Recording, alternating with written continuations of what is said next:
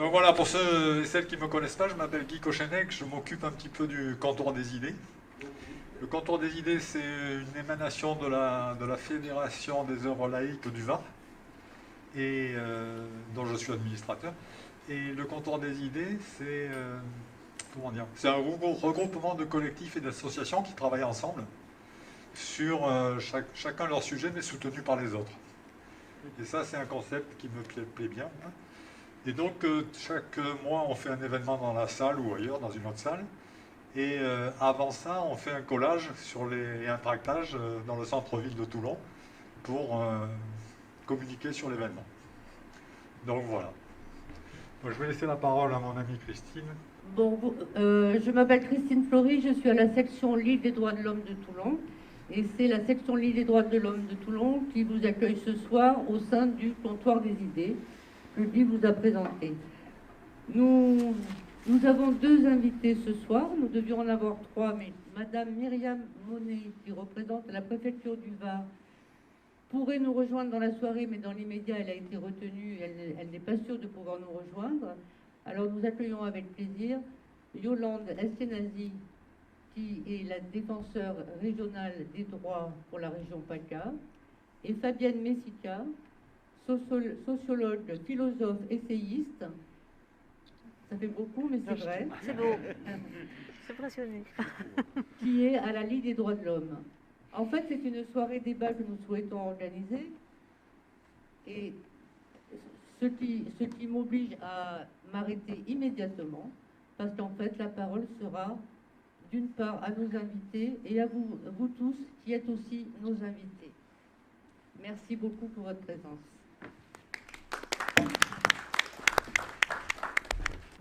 Bon, bah écoutez, je suis très contente d'être parmi vous. Je vais me présenter comme ligueuse, d'abord. Donc je suis sociologue, etc., mais je suis aussi ligueuse.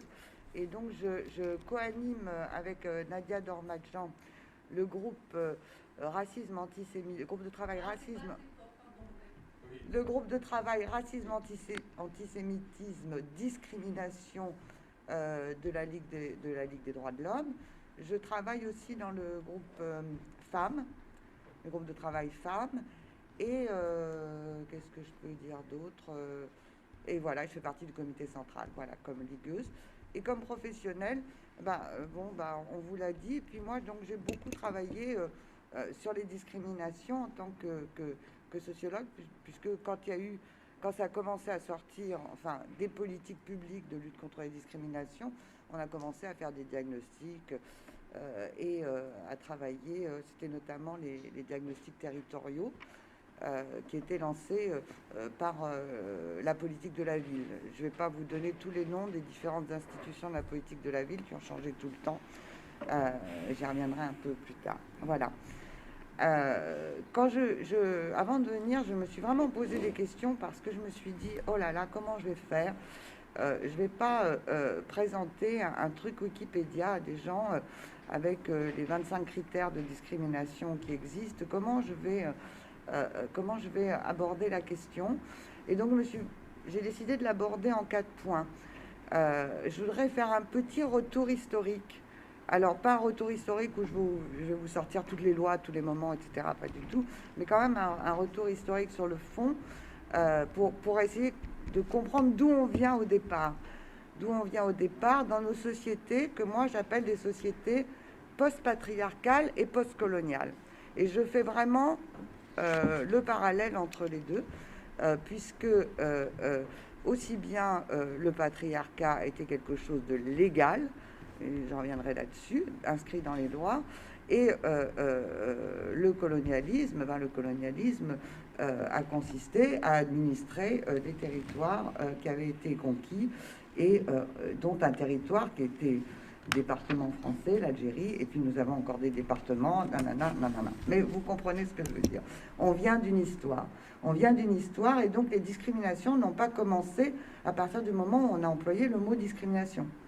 Elles ont commencé bien avant, mais à un moment donné, on a commencé à à construire des politiques de lutte contre les discriminations. On a commencé à reconnaître le phénomène des discriminations.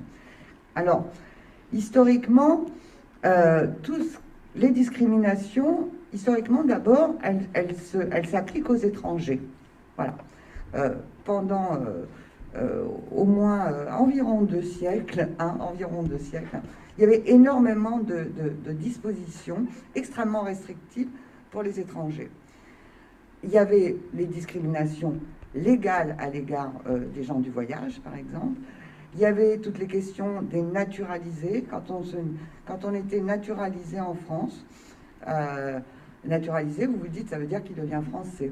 Pas du tout. C'est-à-dire qu'en France, quand on était naturalisé, il fallait attendre 10, 20 ans avant d'avoir les mêmes droits que les autres citoyens. Voilà. Donc, il y avait une question coloniale qui était très présente dans la société française, qui faisait qu'on ne souhaitait pas donner les mêmes droits aux étrangers et aux naturalisés, ni aux femmes, naturellement. Donc, tout le monde sait que les femmes ont été privées de tous les droits politiques.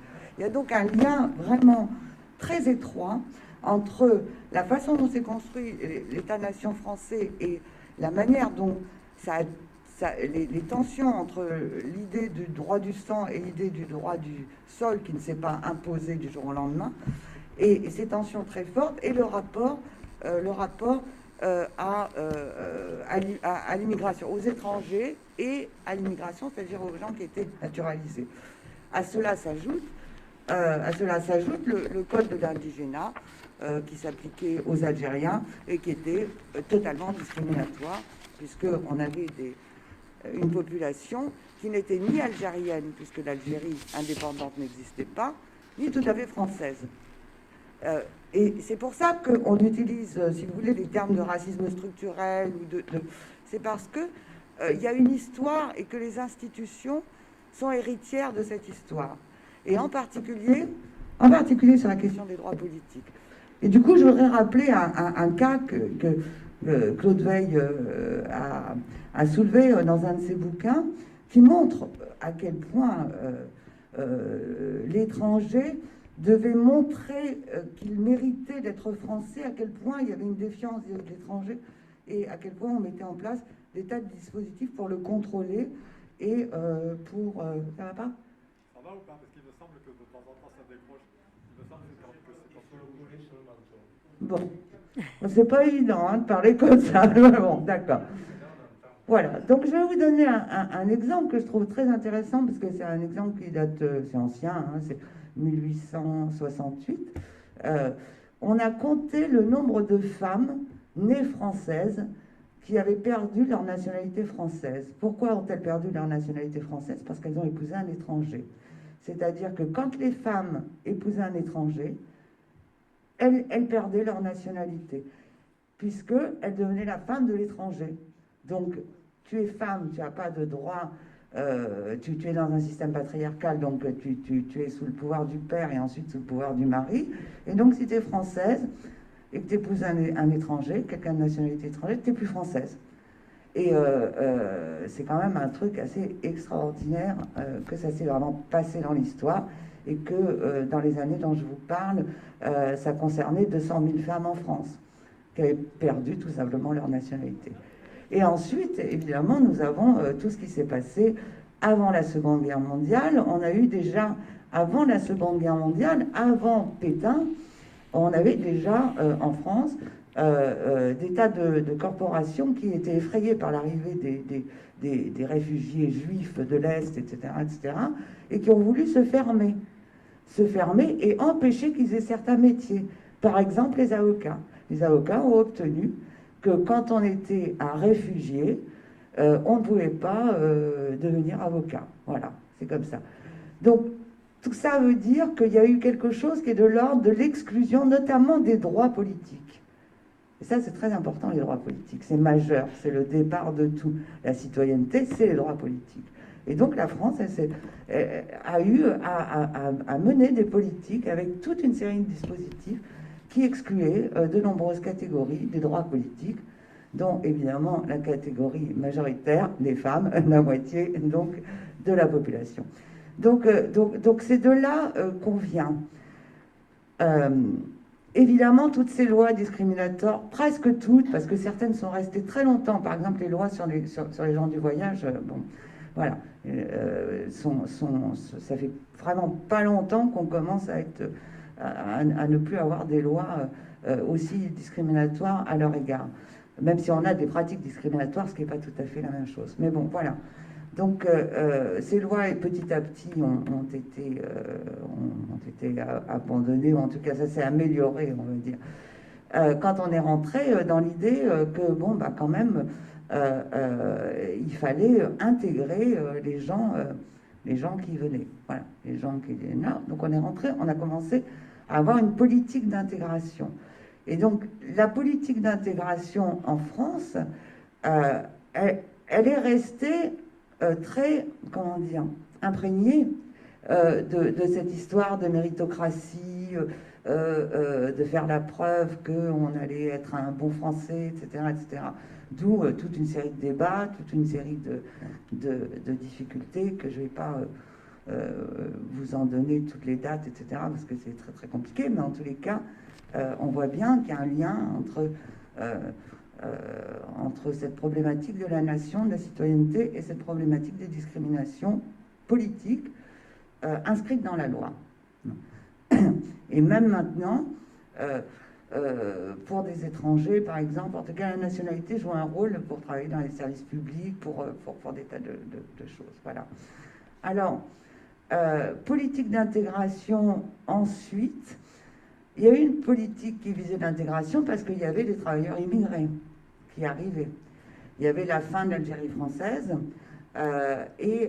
donc on a commencé à s'engager dans une politique dite d'intégration. Et moi, quand j'ai travaillé comme sociologue jusqu'aux années 2000, on travaillait sur l'intégration. C'était là-dessus. Et les institutions qui existaient, il y avait le FAS, ensuite il y avait le FAS, donc le FAS s'occupait des immigrés, des migrants, des travailleurs immigrés, le FACIL, c'est arrivé dans les années 2000, et le FACIL, c'est une autre dénomination dans laquelle on fait rentrer la lutte contre les discriminations. L'accès. Voilà, et ensuite l'accès, la CGET, etc. Mais ce qui est important sur la question de l'immigration, c'est le passage de la notion d'intégration à la notion de lutte contre les discriminations. Ce passage, il se fait en même temps que se fait la fin aussi de la politique d'immigration. C'est-à-dire que à partir des années 2000, les personnes qui arrivaient en France, c'était soit des réfugiés, soit des rejoignants de Français ou de Françaises, soit c'était dans le cadre du regroupement familial. Mais on était en train d'arrêter la politique d'immigration proprement dite.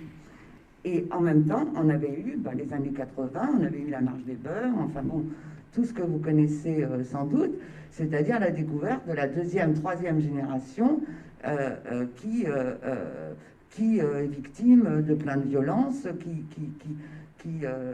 est en échec scolaire, qui rencontre plein de problèmes. Et on s'est aperçu que le modèle d'intégration ne fonctionnait pas très très bien. Voilà. Et donc, c'est cet ensemble-là, l'émergence de ces nouvelles générations qui sont des Français et qui sont des Français qui vivent des situations d'inégalité d'abord et de discrimination également, qu'on a commencé à dire qu'il faut peut-être qu'on mène une politique par rapport à ça. Ce qui ne veut pas dire qu'on l'avait vraiment pensé, mais en tous les cas, c'est clairement l'émergence du concept de discrimination liée aux origines, etc. en France. Alors, ce que je peux dire, c'est que la première catégorie qui est concernée par la discrimination sont les femmes. Hein. Donc, les premières politiques qui ont été menées sont les politiques d'égalité entre les hommes et les femmes. Et cette politique-là, sur les Français qui ont des ascendants immigrés, on ne sait plus comment les nommer, hein, mais bon, clairement, ils sont dans certains quartiers, ils rencontrent certaines difficultés. Donc, on sait quand même de quelle population on parle et les difficultés qu'elle rencontre. Ça, c'est vraiment arrivé dans les années 2000. Quand on a commencé à travailler sur les discriminations, on a dit On a essayé de définir ce que c'était que les discriminations, donc traitement inégalitaire en fonction, alors les premiers critères se sont multipliés, donc on a pas mal de critères, mais quand même le cœur de l'affaire, c'est la question du genre, la question de l'origine culturelle, de la religion, voilà. Et puis il y a le handicap aussi qui est une question importante, mais voilà, la matrice elle est là. On a aussi élaboré une réflexion en distinguant bien tout ce qui relevait de la lutte contre le racisme de tout ce qui relevait de la lutte contre les discriminations. Pourquoi? Parce qu'on dit la lutte contre le racisme, c'est un combat politique, voilà, c'est un combat sur les idées. La lutte contre les discriminations, elle s'adresse à des individus, c'est-à-dire qu'on est discriminé individuellement. On n'est pas discriminé. Alors ça peut se discuter justement, c'est un débat, voilà, c'est un vrai débat. Mais je veux dire, du point de vue du droit, il est rarissime qu'on porte plainte au nom d'un groupe. Généralement, quand on est victime d'une discrimination, on porte plainte à titre individuel parce que nous, on a été touchés par ça. Alors, cette distinction, elle est très importante, bien sûr, puisque être discriminé, c'est être touché personnellement, et c'est être touché personnellement à cause de ce qu'on est. De ce qu'on est. Voilà, vous êtes noir, vous appelez Mohamed, vous êtes femme, vous êtes porteur d'un handicap, etc. Donc on vous discrimine à cause de ce que vous êtes. On ne vous discrimine pas à cause de ce que vous faites. C'est une distinction très importante. Vous voyez, parce que donc ça, c'est un point important. Et je dirais que ce qui m'a un peu inquiété, moi, quand j'ai vu se multiplier, par contre, les critères de discrimination, c'est qu'on oublie que le risque qu'on oublie quelle est la matrice principale. Puisque la matrice principale, c'est notre conception de l'égalité, c'est notre conception de la citoyenneté, et c'est donc le fait de rendre justice aux personnes, c'est-à-dire qu'elles soient traitées de manière égalitaire et juste. Donc ça renvoie à tout ça. Et donc ça ne renvoie pas forcément à une multiplicité de petites caractéristiques, etc., ou en tout cas, il faut les regrouper, il faut réfléchir autrement, mais là, j'ai un peu peur qu'on dépolitise la question. Parce que ce n'est pas parce que les discriminations touchent des individus.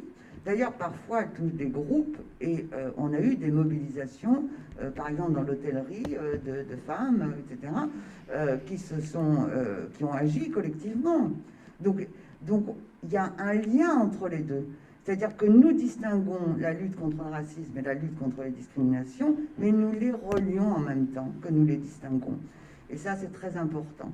C'est très important aussi parce que bien évidemment que les discours politiques que nous entendons en ce moment, et qui d'ailleurs renvoient complètement aux idées du 19e siècle sur la citoyenneté, sur les femmes, sur tout ce qu'on veut, ces discours politiques, ce sont des discours qui légitiment les discriminations.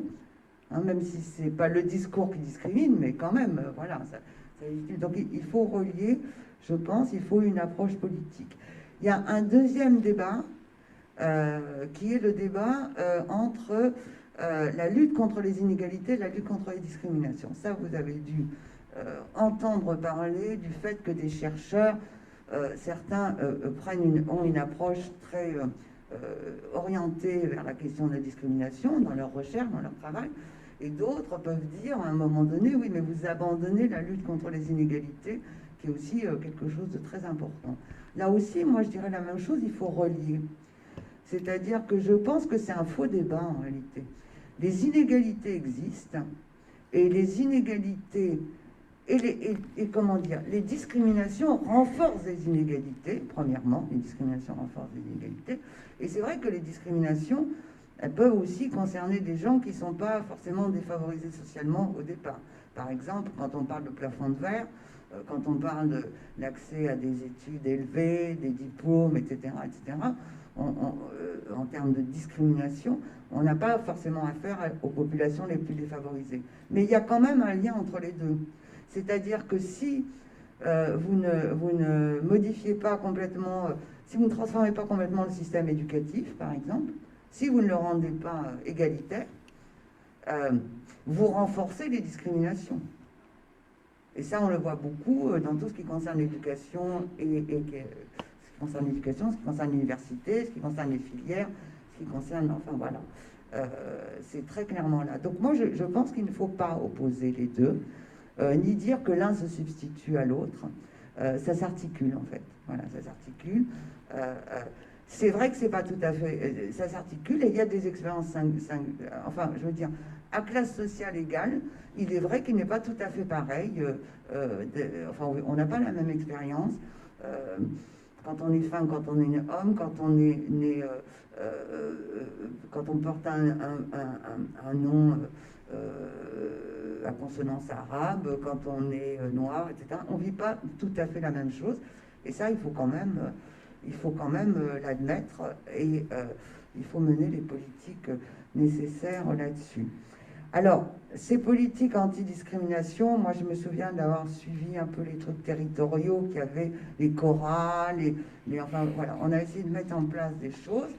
On a fait des diagnostics, on a essayé de faire des études.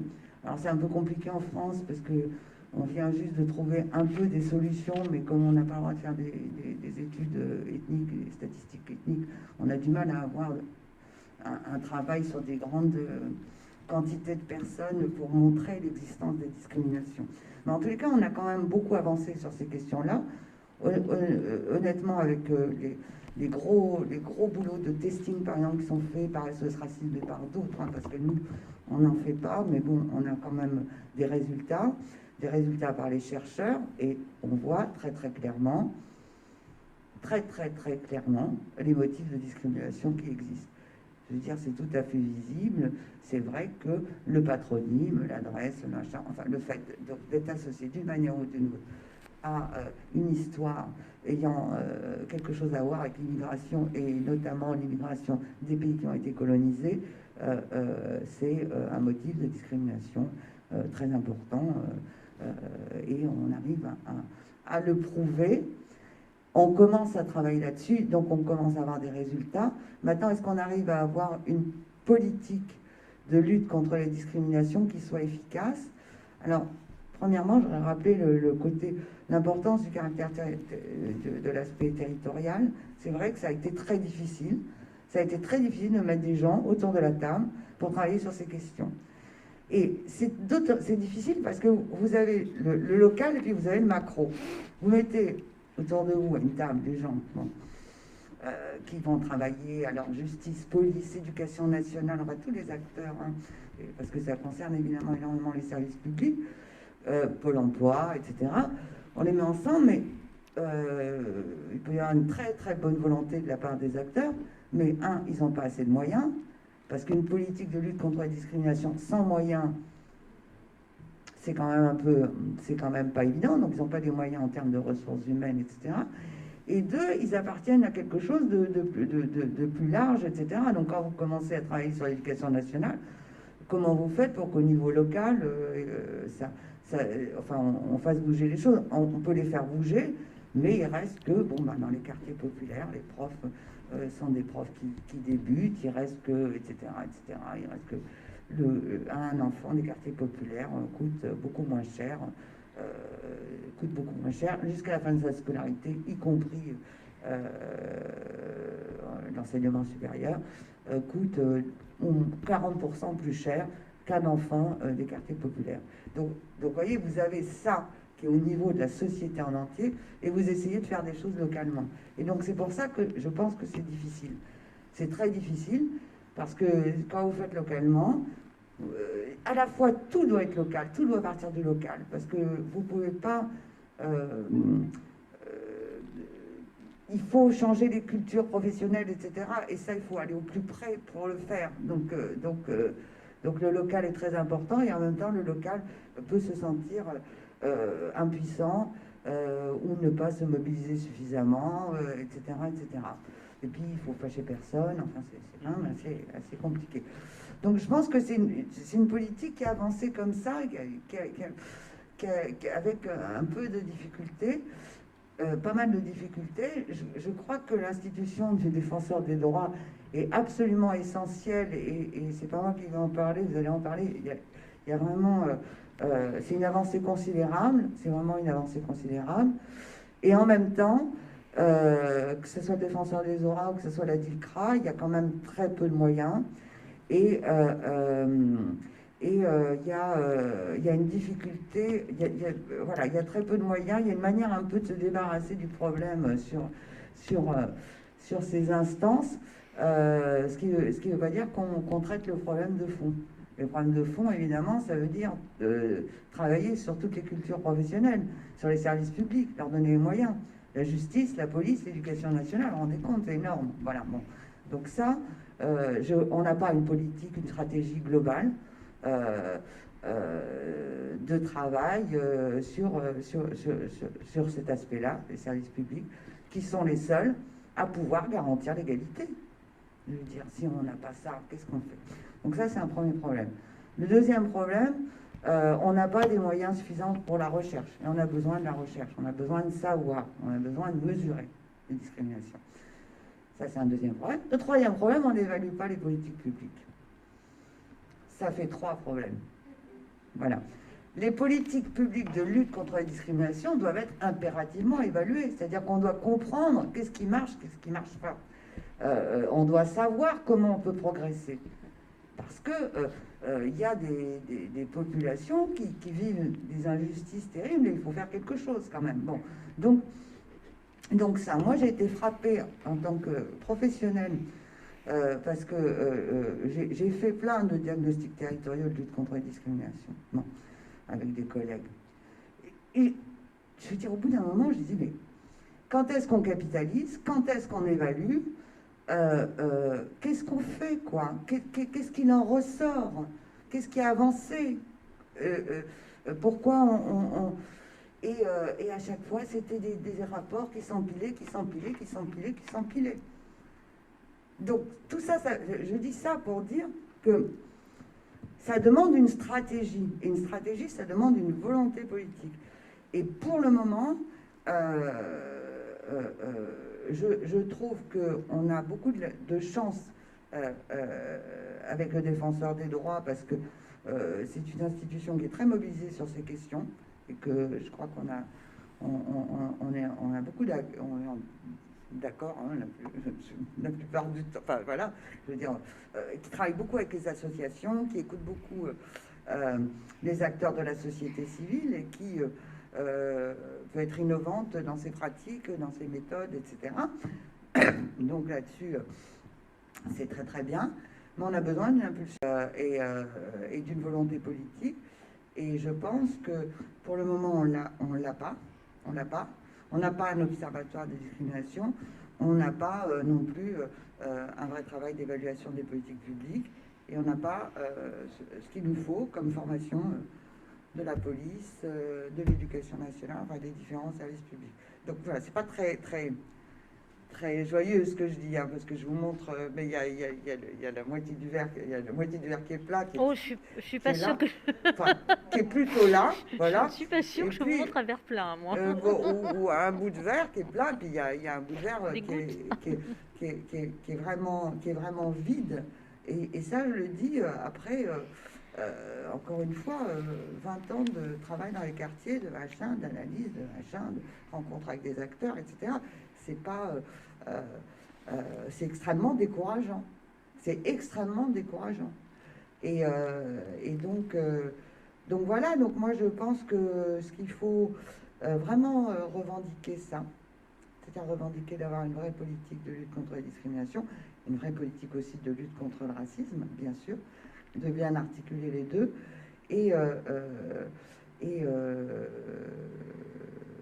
je pense que ça va être ma conclusion. Voilà, ma conclusion sur le sujet. Je vais pas vous parler des... Enfin, si, je ne sais pas si je vais vous parler... Nous avons des 25 critères de discrimination qu'on a. Simplement, peut-être que vous pouvez introduire la question des 25 critères. Simplement, voilà, je pense que c'est aussi important qu'on recentre notre action et notre engagement sur les fondamentaux de la lutte contre la discrimination et de la lutte contre le racisme.